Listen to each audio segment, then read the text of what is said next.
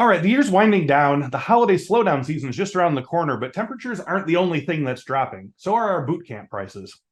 Don't let yourself get pulled into the holiday cookies on the couch downtime just yet, because Cyberwork listeners will get $500 off most live online boot camps through the end of the year. If you're looking to land your first cybersecurity job, maybe you'll consider earning your Security Plus certification. This can be your first big stepping stone in your cybersecurity journey. And if you want to really make your resume stand out in the pile, you might want to earn your CISSP. That's one heck of a leg up. You're going to be holding the most requested certification in cybersecurity job listings in the US at the moment. But whatever your career goals, we have training for you. We've got certs from CompTIA, ISACA, ISC Squared, EC Council, Cisco, Microsoft, and more. And keep watching this channel through the end of the year, because in the middle of each episode, I'll be showing you around some of the offerings in some of our top boot camps so that you can see what you would be learning on your path to certification, and it becomes a little more real for you. All right, look, the best gift you can give to future you of 2024 is taking decisive action now and smashing holiday season malaise with the gift of certification. Book an upcoming course before December 31st, 2023 and save $500 on your live online bootcamp training. And just when you thought gift giving season was over, well, okay, I'll give you one more. Your training comes with an exam pass guarantee. Now, that means if you don't pass your exam on the first attempt, we'll provide a second attempt at no extra cost to you. I mean, come on. So don't snooze. Take decisive action in your career. Go to infosecinstitute.com/free to learn more. Again, that's infosecinstitute.com/free and book your next certification bootcamp today. Now, don't worry about it. Don't overthink about it. And don't let the last couple of months of 2023 go on cruise control. Trust me, you are ready right now. But are you ready for today's episode of Cyberwork? Well, I hope so, because here it comes now. Today on Cyberwork, I am happy to introduce Ian Campbell, Security Operations Engineer at DomainTools. Now, Ian is someone who has truly carved a niche out for himself in his organization and in the cybersecurity landscape as a whole.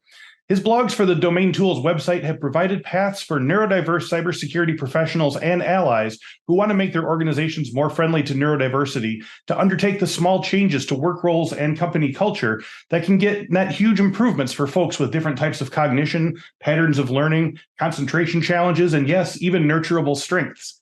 I've said it plenty of times here before, and I'll just keep saying it. Cybersecurity is at its best when we're all together solving problems and creating solutions with our own diverse approaches. I hope you'll keep it here for today's episode of Cyberwork.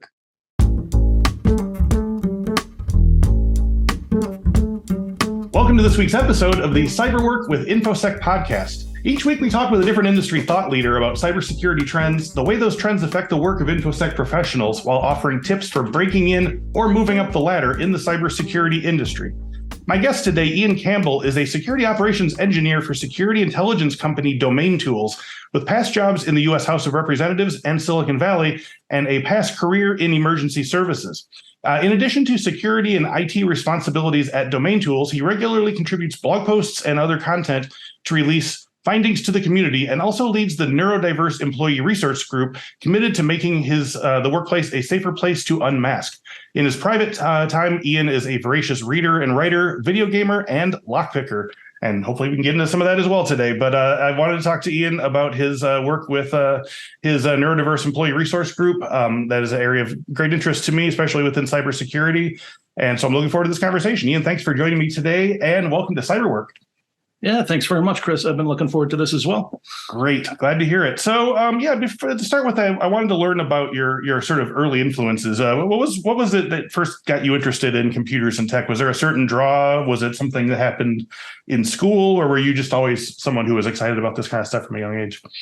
So I was lucky enough that we actually had a computer in my house from a young age. My grandfather was a precision machining engineer and business professional who quickly adopted computers, early 80s for him. So he made sure that we also had one in our house going forward. I found that there were multiple ways that first the Tandy, and then the Gateway, and then the HP, and on from there, either through word processing apps or early design apps or games, enhanced my creativity and further enabled it. And what I often found and still find today is that I approach games in a very personal way that isn't always the intent of the game maker. I tend to make things my own. And computers really lend themselves to that, I think. I also came up sort of just after the ebb of early cyberpunk. And got very into a lot of that, especially William Gibson and Bruce Sterling. It was just like an asphalt level realism in Gibson's work that enchanted me. And I didn't find it anywhere else, so I kind of ran with it. Yeah, no, that is true. Oh, so go ahead. Oh, no. It was just all these incredibly different, complex people and alternative social constructs doing their own thing. It was like someone took a crowbar to my socially instilled expectations and went wild. It was just fantastic for young me. Yeah, I had the Commodore 64 version of, I think, of Neuromancer, or maybe it was like a PC game later on, and it was it was a terrible sort of user experience. But I remember once figuring out like the idea of it, that there was something, and I read Neuromancer as well, but there was, like you said, something so sort of gritty about, like, it wasn't, the sort of clean 2001, spaces. Like, people were like attaching things to their head, kind of David Cronenberg style, or they were sort of like, going somewhere else, sort of almost sort of like astrally or something like that. That I think probably just inspired a whole generation of people to think about, computers and online life as this sort of extension of your body, which I think is really interesting. Yeah, 100%. There was a very interesting dynamic between, meat space and cyberspace that seemed to be reflected in things at that time, and I think still is today. Yeah, no, totally. It's Gibson casts a long shadow culturally and even technologically, I think, at this point.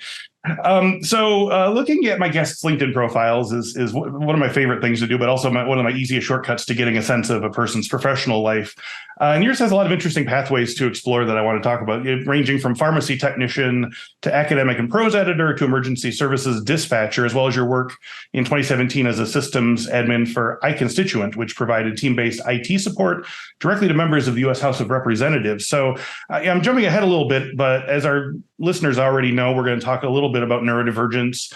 And this list of positions really makes, I think, a good kind of lead into our larger topic, namely some of the strengths and comfort zones of some neurodivergent brains. So for me, I see the academic and prose editor, and I see the passion for sinking into complex words and thoughts and helping to clarify them. And in your work in police service aid and emergency service dispatch, the way that some brains excel in situations where there's no downtime and you're just in problem solving capacity every second of the day. And then, like pharmacy tech, you're for CVS and for the Department of Veterans Affairs, you have that skill of fulfilling a constantly changing set of requirements for people. And those all sort of ping in my own head as well. So I mentioned that only because I'm hoping that we have some neurodiverse people listening today. And I want to point to these job roles and point out that even if they don't sort of follow the paint by numbers cybersecurity career path, they all provided you with skills or techniques that help prepare you for IT engineer and security operations engineer roles, first at Farsight Security and now at DomainTools. So can you talk to me about some of these career milestones, some places where an insight or invent or a learning experience might have put you a step closer to where you are now? Yeah, absolutely. I'm kind of the poster child for non-traditional paths to Infosec. Yeah. I ended up graduating from high school late. I was one English class short of the graduation requirements, and I was dealing with a lot of depression and dissociation at that point. And that kind of knocked everything else off kilter, especially college. I ended up attending a few semesters at a community college, but not really feeling it was my path. So I started working as a pharmacy technician in a retail pharmacy, which is an incredibly public-facing role, way out of my comfort zone. Yeah. I found I had a brain that could multitask and parallel task well. And the experience and guidance from my bosses there helped me hone my customer face a bit. It's probably worth pausing here for a second to talk about neurodiversity and masking. Yes, for neurodivergence, masking is basically suppressing your own natural processes and responses in an attempt to fit in better in the world as it is. It's often exhausting and takes practice and energy, but there's also a kind of personal agency in it, where you learn about yourself and your responses and then how to control them. And then you learn that there's power in carving these masks out and deciding when to use them and when not. Yep. So, going from just my disheveled, distressed corner of the world to this very public-facing role, especially dealing with folks who are sick, quickly learned that I could do much better with certain masks up. And I also learned a key lesson, huge lesson, or at least started learning it, how to not take things personally. Excellent. That's been one of those things across my life that I've struggled with here and there, and I still struggle with it some today.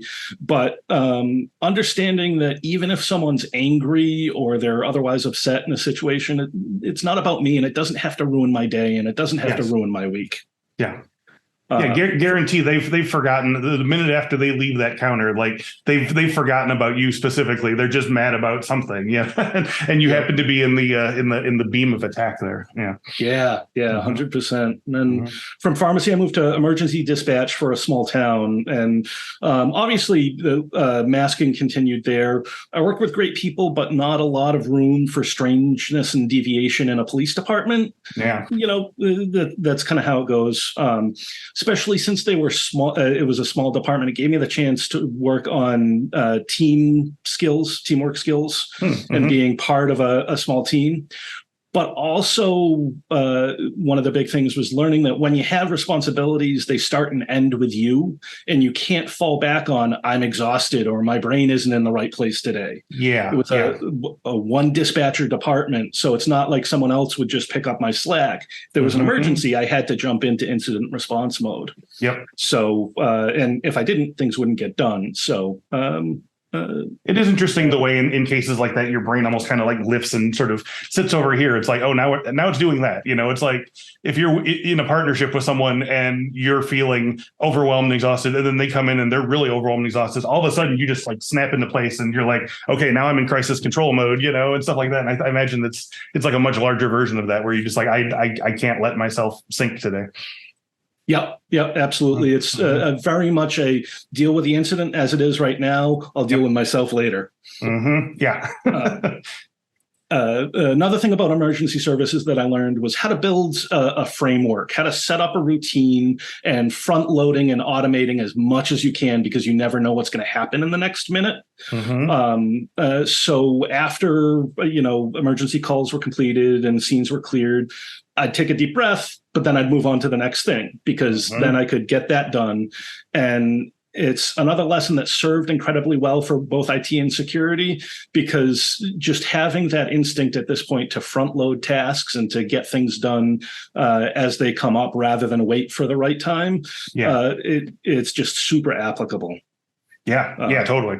There's something about you have to get those first couple of connections made first thing in your day, or it might never happen or whatever like that. And once it is almost kind of like a swinging from vine to vine sort of feeling of like, okay, I've solved this. Now we solve this. Now we solve this. Now we solve this. So it was from there that you went on to the IT work with iConstituents. Is that right? Yep, I hit a watershed moment in that my comfort zone evaporated. My dispatch job got regionalized over to another town that I didn't really want to work for, and I jumped into tech full time at that point. It had been a freelancing side gig for a couple of years before that. Decided to try and full time it. I was awful at it. I was abysmal at freelancing. Gotcha.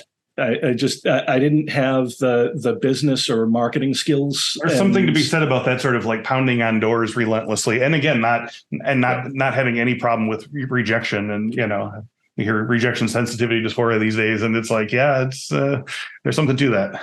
Yeah. So that was definitely a failure and a couple sort of successive failing moments. But I turned back around and ended up with iConstituent in the House of Representatives. So I was literally pounding the pavement or the marble, going in and out of congressional offices all day, every day, doing tech support. Wow. Which was amazing. It just totally breathtaking setting.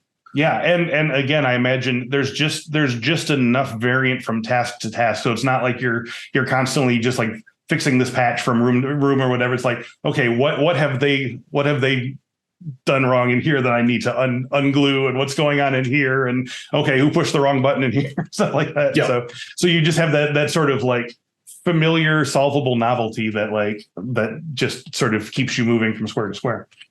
Yeah, 100%. And it was another one of those places where I learned, if I can do it now, just do it now and do it sort of to the best of my ability. And people see that. People turn around and respect that a lot.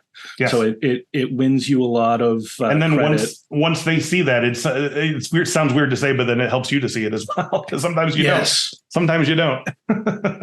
Yep. Absolutely. And it was also the perfect place to cement a lot of those skills and to consolidate them together. So the teamwork and the self-reliance and the, just grabbing tickets and running with them and the parallel tasking and also front loading stuff and establishing routines. It was a great place to consolidate all that for my next adventure.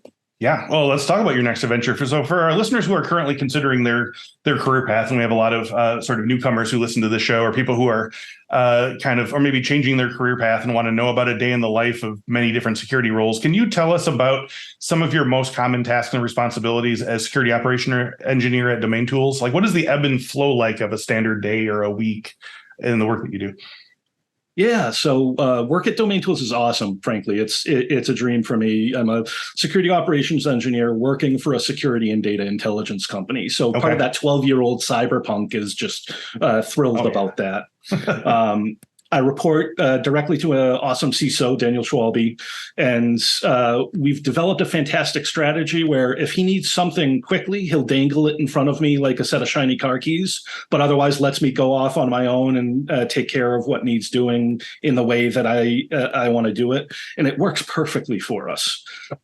So it's a fantastic relationship and rapport. One of my primary responsibilities is just ongoing awareness of the current threat environments. So my day starts out with reading news and reading information feeds and things like that. I'm a huge fan of Feedly Pro, which is both, it started out as a RSS reader, but also has built into it a bunch of web crawling now. That'll search for specific terms and things. So I have a bunch of alerts set up that I review every morning. I am writing that down myself. That sounds great. Okay, so how does that go from? So you do the research in the morning, and then you're sort of like presenting reports on it to your CISO in terms of like, these are some things we should be watching out for, or like stuff like that. If it affects us directly, I'll debrief the CISO, and we've got another senior security ops engineer now named Leaf, who's awesome. So we talk about that, and we talk about it also with IT, since we're really close. If it affects our security directly as an organization, we actually have a Slack channel specifically for that, where we post the information and start talking about, what we're evaluating, what this impact might be. If it doesn't affect us directly, we also have a separate channel just for Infosec news. And I end up posting there a lot. Sometimes I worry that I post there too much. But it becomes the kind of for later file where you're like, I told you about this 6 months ago. Exactly. It's a problem now, but you're glad I have it, even though you got fire hosed by like 7 articles from me this morning. But I worry about fire hosing people. But every time I ask, they end up appreciative, because it keeps them up with industry news while they're busy doing other things. Right. Yeah. So it works out well. You said obviously it's the big part of your job you most look forward to is finding, these new things happening in the news and new sort of trends and whatever, and reporting on them. But are there any particular choke points in your job that give you stress right now that you have to sort of push through with? I'd say in terms of stress, there's a few qualities I'm working on in myself and still sort of growing about it. The first we talked about, which is taking things personally. Sure. The second, I have some frustration internally when people aren't doing what I perceive as the right thing. Autistics and some other neurodivergents, but autistics in particular usually have a very defined sense of right and wrong, and a very defined sense, a very defined sense of sort of justice along those lines. So when that gets violated, it causes a pretty core reaction in me that I have to work to keep it internal and not go to war about it. But as I grow older and as I grow more into my security role as a mature security practitioner, I have to reflect on the fact that approaching these as binary issues just alienates people, and that'll just weaken security. It's like the meme of that Viking warrior saying, "Pick your battles, pick fewer battles than that." Put some battles back. That's still too many battles. Yeah, right. Yeah, no, I absolutely recognize that, and it can even just be like we're on the same page about the solution, but you're not doing it fast enough for my tastes or what have you. It's like, shouldn't we be finishing this before lunch? They're like, no, we'll do it later. You're like, okay, all right, yeah. So, So you contacted me after I sent out a request for guests who have experience with neurodiversity and neurodiverse workers in cybersecurity.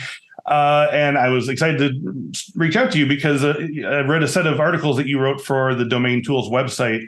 And you not only gave your readers a clear and insightful view of growing up neurodiverse, and just as an aside, there was an anecdote about a fifth grade teacher who, when he saw that you were unable to find things in your desk, turned over your desk and made you search for them in front of your class, which may or may not or was something that happened to me literally fifth or fourth grade. I remember it well.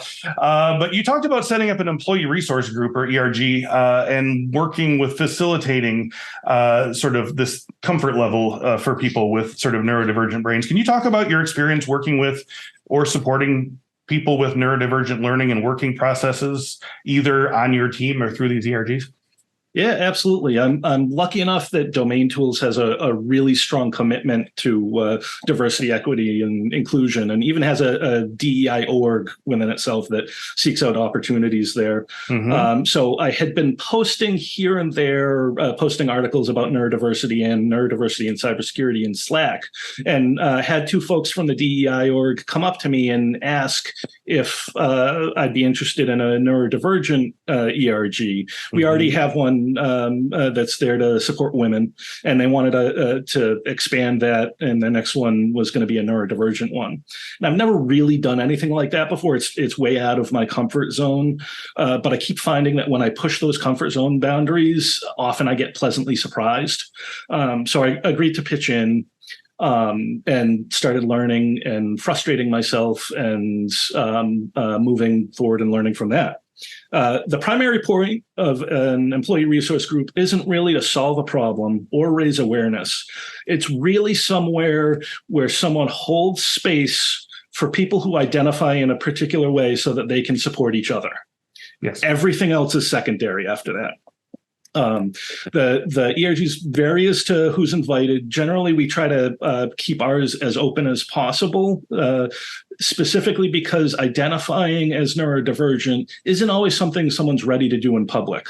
So if we say, neurodivergents welcome at the meeting, allies welcome at the meeting, curious onlookers welcome at the meeting, then people feel more comfortable seeing themselves at least joining for that meeting.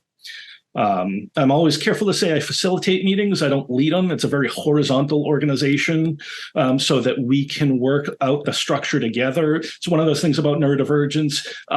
They thrive in structure, but it has to be self-determined structure. If you impose structure on them, they just bristle.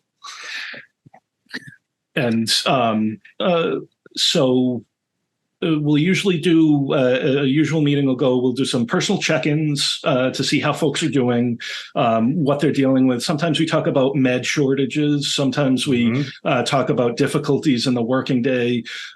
We also talk about ways that we can make DomainTools more neurodivergent friendly in hiring, onboarding, or the general experience. We never expect anyone to speak. Someone can come there, be silent the whole time.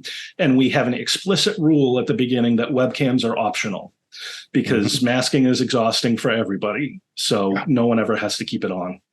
Yes. If people A through D work better with headphones and person E wants to be moved to a desk away from the office traffic patterns that are distracting, person F gets overwhelmed by the cooking smells from the nearby break room, those are all easily solvable problems. And they help employees amazingly in terms of a bulwark against sensory meltdown, which is one of the most common things that neurodiverse people experience. Another big thing is building in breaks during meetings and activities, allowing folks to recharge however they need to. For me, it's listening to loud music on headphones. That always allows me to recharge. You know? Big time. See, the other thing, or another thing, is becoming more explicit in communications, especially invitations. It's a big behavior to learn across an enterprise, but it's crucial. The phrase "Jim, Amy, and I are going out for coffee" isn't an invitation to join to many neurodiverse folks, even though the person saying it feels like it's an invitation. Yep. Instead, teaching managers and colleagues to phrase things like, "Would you like to join Amy, Jim, and I for coffee in 15 minutes?" So you know, the event, the people, the timing, and the built-in 15 minutes to consider whether you think you're up for that or not. Yeah, absolutely. And I'd say the biggest change is also going to be the hardest, which is a big cultural change. Many neurodiverse folks have natural or learned anxiety in all sorts of ways from all the experiences they've had that have taught them that they're not doing things the right way, they're not holding things the right way, and they need to learn otherwise. So clear communications and expectation setting are big, but so is creating an inclusive culture that accepts and encourages an employee saying, "I don't know," or "I need help with this." Yeah. Farsight Security was my real formative experience with this, because I was at the bottom of a company with so many brilliant people. But at every step, "I don't know" was encouraged, because it quickly became "I don't know yet." Yes. And "I need help with this" became, X is the best person to show you, rather than "figure it out" or "step aside, I'll just do it myself." So it's that culture of supportive inquiry and curiosity.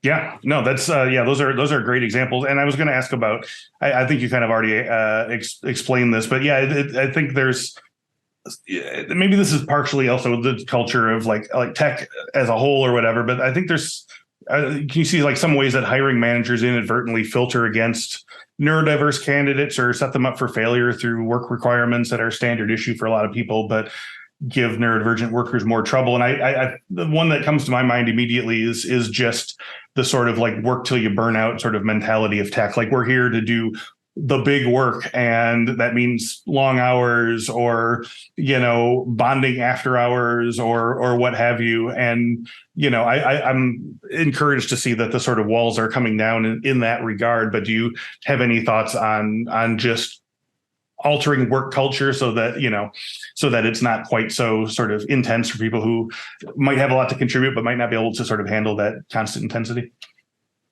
Yeah. There's a lot of gatekeeping that directly affects neurodiverse people in particular.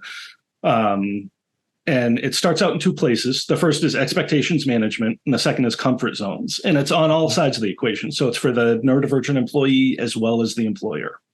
Employers have and rigidly stick by mostly traditional expectations about employees.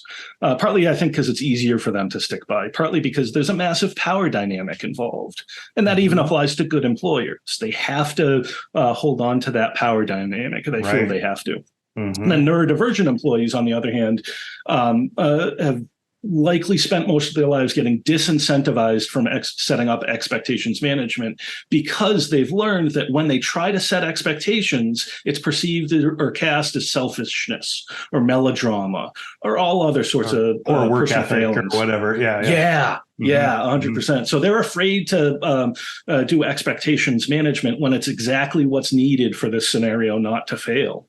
I'd like to say there's a sweet spot for cybersecurity hiring where everybody's on an equilibrium, but it'll always be changing. It'll always be in a 7-dimensional space or an 11-dimensional space rather than something easily indicated, because none of us are static and we all change on the daily. So needs, capabilities, and stressors do too. But I think it begins with a recognition that everyone's going to have to relinquish certain comfort zones. Yes. And this is asking the near possible already, because on the one hand, you've got employees afraid that any kind of compromise shifts the power dynamic in favor of workers, and neurodivergent workers that can be kind of rigid about certain things. I'm rigid about stuff myself, I know. And most of the autistics I know have their points of rigidity as well. But from that discomfort that both parties end up feeling, that's where the growth happens. The biggest thing for hiring practices is hard educational requirements, because you're immediately filtering out any folks that didn't respond positively to academic structure. And that has nothing to do with their ability to do the job. And especially we're looking at a place where things like individual education plans are still hard to fight for in schools. It's still hard to get a kid on an IEP. No less, the worker that you're talking to that was in education 20 years ago. So what kind of accommodations could have led to success for them along that path that weren't considered? And is your organization repeating that blueprint in its hiring practices, or are you breaking away from that? And I think the second big issue is the idea of culture fit. It's something that's spoken a lot about in hiring practices, and I hate it every time. I think it's an umbrella term for something that employers and hiring managers want to hide behind. But I think working adults need to acknowledge on all sides of the spectrum that work may not always be comfortable, and the person best suited for the job may not be suited to be your beer buddy. Yeah. I think when I see culture fit, I just see an excuse by organizations to avoid maturing. Yeah. Okay. Can you speak more about that a little bit? I think that organizations want to stick to the culture that they're used to, and they want people that fit that mold. But at the same time, there's that tension because they want, growth at any cost, and they want expansion, and they want innovation. But the folks that they're eking out, the folks that they're leaving out, are the exact ones that they need.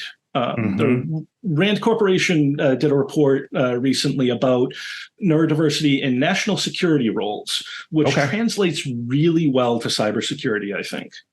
And one of the most telling things about that was the researchers' conclusion that was echoed by one of their federal hiring managers that they talked to, that these missions are too important and too critical to be left to people who only think in typical ways. Wow. Yeah, it's a powerful quote, isn't it? Yeah, it is. Yeah, it literally flips, 40 years of sort of social and educational conditioning on its head, as far as I'm concerned.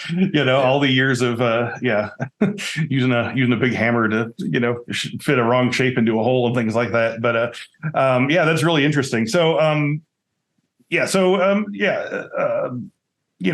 emphasized in your articles, it's not just that neurodivergent people can work in cybersecurity. It's that, like you said here, if you can take away certain procedural roadblocks or sources of anxiety, certain neurodivergent traits are suited spectacularly well to cybersecurity and IT positions. So I think let's sort of reverse this from HR's nightmare to teams' ultimate success here. What are some examples of jobs or roles where a neurodiverse person can provide a different insight into problems or do the work in unconventional but very successul ways? In terms of the strengths that neurodiverse candidates bring, this is my favorite part to talk about. And I could talk about it for days and days and days. All right. Luckily, it's not just my word you need to take for it. Because like I just mentioned, that Rand Corporation report that came out recently, I think it was about a year ago, they cited the rules-oriented nature of national security work as a natural fit for many flavors of autism, because there's a natural boost to compliance and operational security. Again, it goes back to that black and white thinking and that very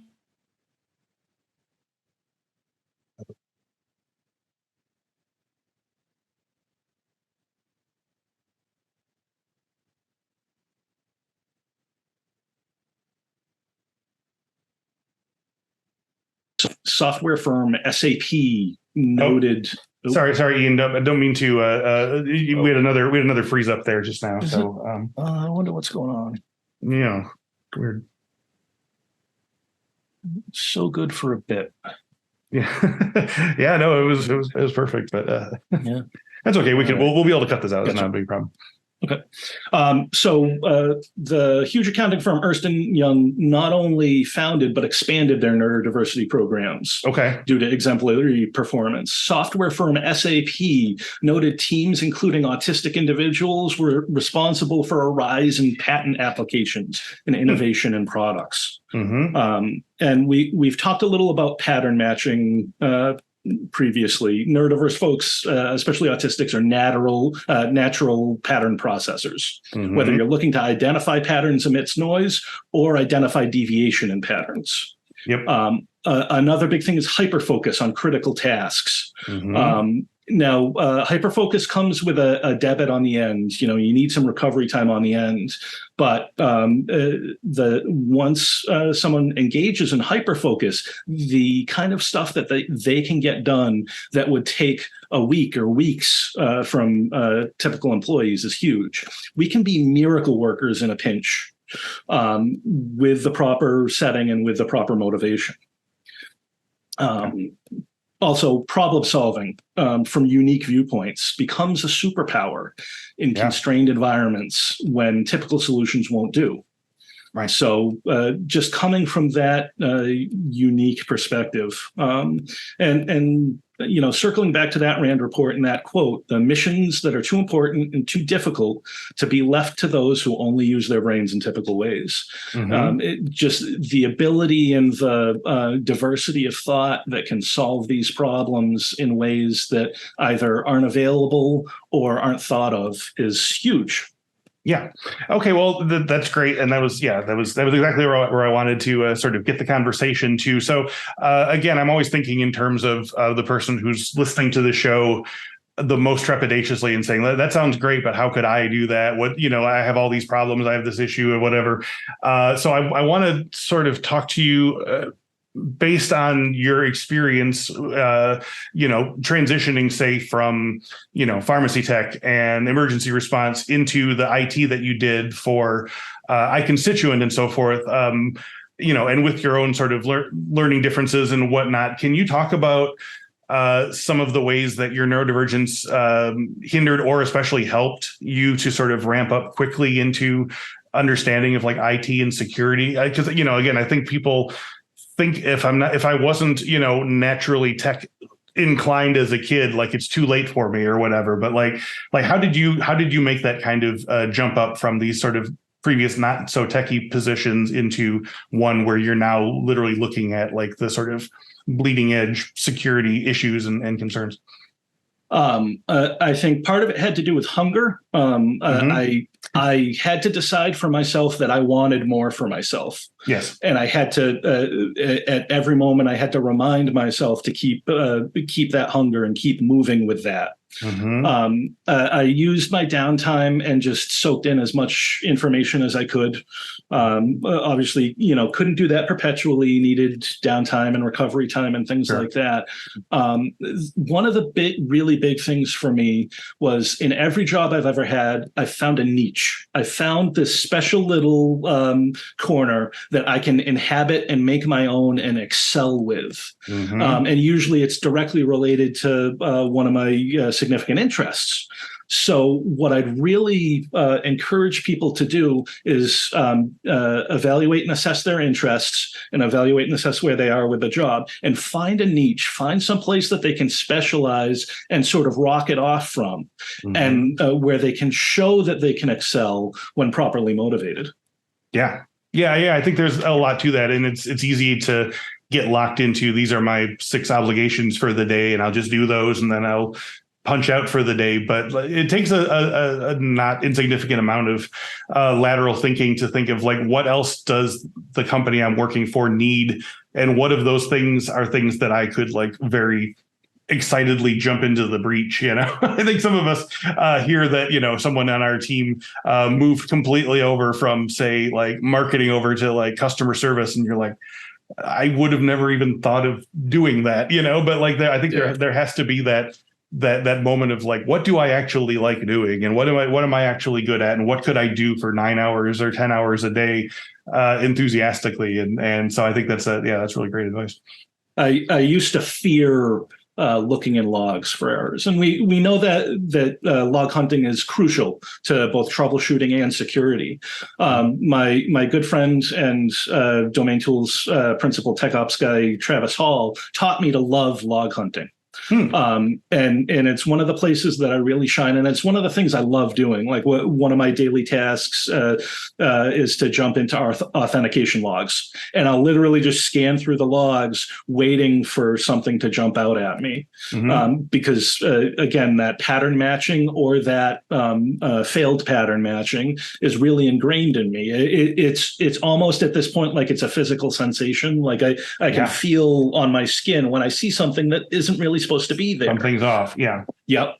Yeah. So it's just it's little things like that. But again, it's also other things like 6 weeks into working for Farsight, when I felt I had sort of just got my legs underneath me and just started to understand everything, one of our hypervisors died, and it died a bad death.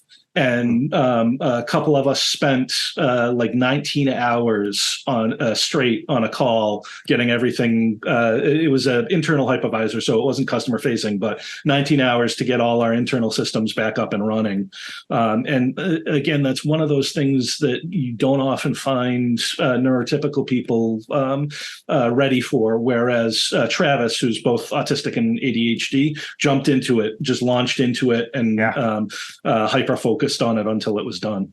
Yep. Yeah. I love that. That's fantastic. And what it made me think of too is I've had a few guests on recently talking about where sort of AI and machine learning enhanced tools are handling these big, especially in terms of like log files, in terms of like looking at the processes of your entire network and seeing things, where there might be like 8 million things happening, and you couldn't possibly look at every single thing, but it's giving you this much larger pile of data and saying like, here's a whole bunch of like weird anomalous things. And like your brain is going to be way more important in terms of like, what does that actually mean? Like in this giant morass of things, that AI tool is not going to be able to like make anything resembling like an informed decision on what to do or what this signifies or what someone's trying to get away with, in some far corner of our network or whatever. So, I think there's something even more important than ever to the idea of being able to look at the literal mountains of log files or data or what have not, and find the patterns or find the anomalies or whatnot. And so, I think that's all very exciting. Yeah, absolutely. It's almost like an ecology model, because you've got massive supercomputers that can do ecology models, but they're not the territory. Yes, right. And you've got humans who are in the role, and especially if they have pattern matching abilities, especially if they have experience with the system, they can understand the ecology so much better than a static model of any sort, and understand what the systemic flows are and where to check when problems develop. Yeah.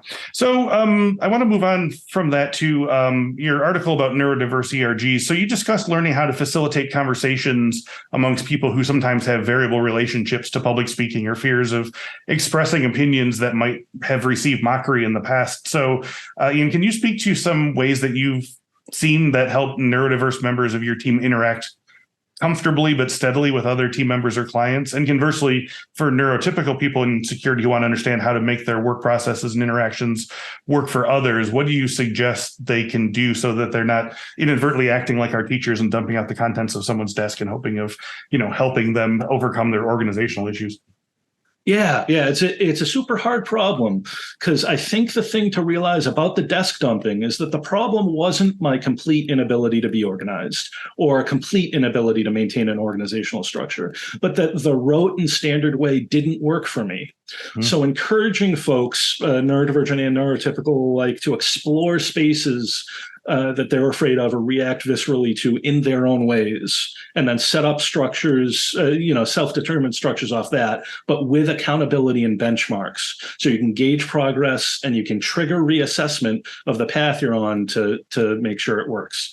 It's worth saying I'm a dude that spent quite a bit of elementary school in the resource room, what would later be called special ed, for stutter, dyslexia, and similar learning and speaking problems. I spent, as we said, 5th grade getting my desk dumped out in the front of the class by the gentlest teacher in the entire community. I graduated high school late because I was depressed and disassociating. Neither publicity nor structure come naturally to me, but 40 years of experience has taught me hacks and frameworks and acting under necessity. Mm-hmm. So like for the neurodiverse, I want them all to understand that stuff only really changed for the better for me when I came to the grim realization that no one was coming to save me, that if I wanted it done, I had to do it myself. And I wanted so much more for myself, even at my lowest. So it was time to claw my way back out of those holes that I had dug, and that those holes that had been dug for me, inch by inch. And in an organizational sense, the ethos that I worked on, that if I saw a job that needed to be done, that a corner needed to be swept, I needed to learn to pick up the damn broom myself. Mm-hmm. And this latter realization makes me louder than I like sometimes. Mm-hmm. My natural inclination is to stay in my corner and work my stuff. But when nobody else is going to point out the elephant in the room, my autism can be a superpower that I fall back on. But the trade-off is that it's not an excuse, right? I have to do it in responsible ways. Yes. I'm still working on that. I'm not 100% on that. But being able to be loud when I feel it's needed is huge. And the big thing that rolls into that from the top down is cultural enablement, the company culture. The support I and we receive from Tim Chen, who's the CEO of DomainTools, is huge. He's not afraid to call me out when I'm on the wrong side of loud, but he's also not going to just do it for optics, right? Mm-hmm. And then I've got my boss, the CISO, who holds space for me to explore and use my superpowers where possible. But he's also helping me understand and adjust where needed. Put more battles back rather than fight them all. So then enabling can't be a blank check, because my mouth is only able to write the checks that my head and heart can cash. Mm-hmm. You can't just use it as a blanket excuse, but having that kind of cultural enablement, especially from the C-level down, is huge. No, that's so encouraging to hear. And again, so I feel like we're living in a different timeline than 20 years ago in a lot of ways. So we're getting close to the end of the hour here, so I want to wrap up a little bit. And we've talked about ways that the organization can step up to help the neurodivergent worker and the contribution the neurodivergent worker gives back in return. One last thing I want to kind of ask you about is regards to your own sort of daily process. Can you talk about some tips or strategies or policies that you've seen or implemented or would implement, giving a magic gavel with unlimited power, that would be able to sort of make some of the quote unquote unavoidable work intrusions that might derail a neurodivergent worker's entire morning or on the wrong day, entire day, more manageable? Do you have any like techniques personally or policies, like maybe checking email only once or twice a day, or organizational tools that you use that help you keep on top of, like you said, you're doing sort of multitasking in a lot of different places? So what's your secret? So it's a huge problem, and there's obviously no one size fits all solution here, especially given that modern life is a fire hose for everybody. Yes. But for neurodivergence, it's amplified all the more because, they have these high sensitivities and these this high reactivity, anxiety triggers, and and we're not really known for liking abrupt change. So task switching, I've always been in an operational role, and that's always required task switching, and it's always a challenge. Mm-hmm. For me, everything I counter, everything I'm going to deal with in any moment or 6 weeks down the road, I have to assess it as part of a budget, my energy budget. Attention and activity and interaction burn that budget in different ways. So it was key to learn how things affect me and how I respond. So there's a lot of self-reflection and introspection involved here. And it starts out in the smallest of ways, because you can only start out from where you are. Mindfulness meditation was a big one for me. And I repeat, you can only start out where you are. So like focusing on the breath is like developing a muscle, and returning to your breath after disruption is the practice. So no matter if you're sitting for 10 minutes and for 9 of them you were wrestling with yourself, returning your attention to the breath is that practice. So you begin at 1 minute and move from there. I think one of the big things I've learned, especially the past couple of years, is paying attention to my immediate environment. Lights, airflow, temperature, notifications, and other distraction. The care and feeding of your senses is an acute issue for neurodivergence, and it isn't nearly given the time it deserves. So investing time there, again, this is all part of a budget. So literally investing part of that budget there produces huge dividends.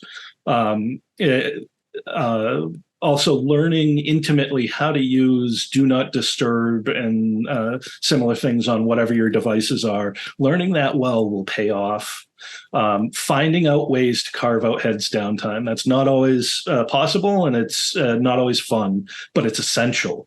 Yes. Your manager or team lead needs to not only enable it, not only encourage it, they need to enforce you to do it.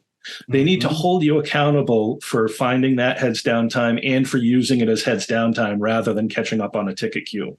And I'd say the last thing is there's a big problem to acknowledge in that neurodivergence and when I say neurodivergence, obviously there's no one thing that fits all of them. So it's always different. Single diagnosis, right?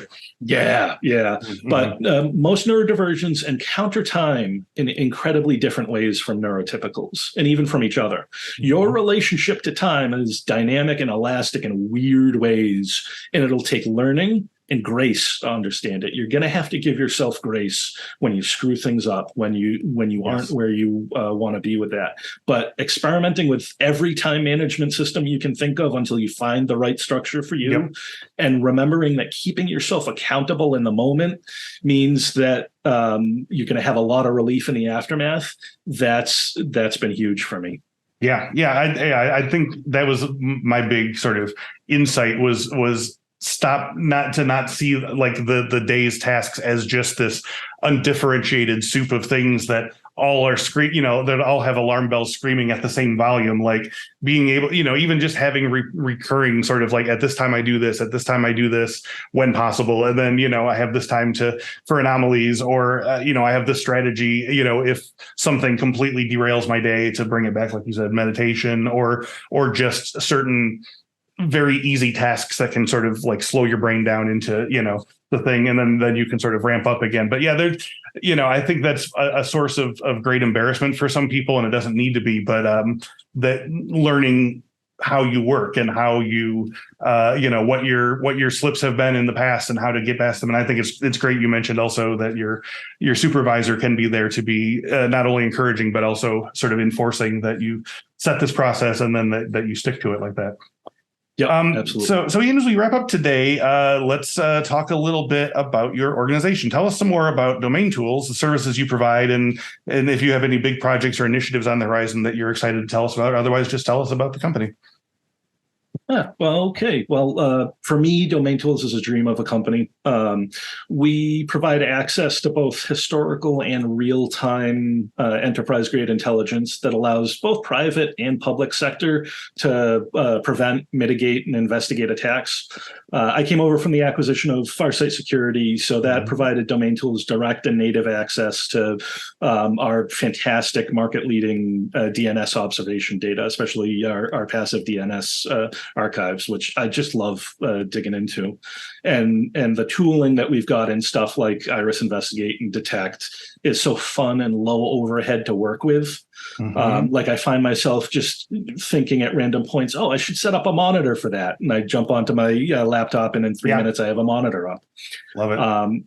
And the other thing I love is our community initiatives. So we've got security researcher and journalist grants that we do. We've got a couple feeds that we publish, including a Ukraine intelligence feed. They just make me really proud to be a part of an organization because I have a huge love of the security community in general. So if my organization dovetails with my love of the security community and my want to do more for them and have that be more thriving and robust, it's just perfect for me. Love that. And that's such a great place to end on, because it's for all of the struggles and issues that we've talked about here, it's great that it's all in the service of something that you're really happy about and really proud of and glad to be a part of. So one last question for all the marbles here. If our listeners want to learn more about Ian Campbell or DomainTools, where should they go online? Your best shot is DomainTools.com. You can find a lot about us there. You'll find a couple of my blog posts in the blog section. You can also find me on Mastodon. You can probably just grab the screen name from the blog post. So beautiful. All right, Ian, well, thank you so much for your time and insights today. This was hugely inspiring for me personally, and I'm certain it was for some of our listeners as well. So thank you. Great. Thank you, Chris. And thank you to our Cyberwork listeners and video viewers. Whether this is your first episode or you've been with us since the beginning, we are grateful to have you along for the journey. So if you have any topics you'd like us to cover or guests you'd like to see on the show, just drop them in the comments below. Before I go, I would like to remind you to visit infosecinstitute.com/free to get a whole bunch of free and exclusive stuff for Cyberwork listeners. This includes our new security awareness training series, Work Bites, which is a plotted sketch sort of comedy type show, which features a host of fantastical employees, including a zombie, a vampire, a princess, a pirate, and an alien, making security mistakes and hopefully learning from them. It's a hilarious and entertaining way to make sure you and your employees understand key security awareness concepts. So check it out. Also, infosecinstitute.com/free is the place to go for your free cybersecurity talent development ebook. Check out our in-depth training plans for the 12 most common security roles, including SOC analyst, penetration tester, cloud security engineer, information risk analyst, privacy manager, secure coder, and more.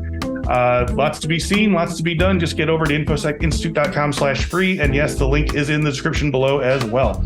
Thank you once again to Ian Campbell and DomainTools. And thank you all so much for watching and listening. And as always, we will see you next week. Stay safe.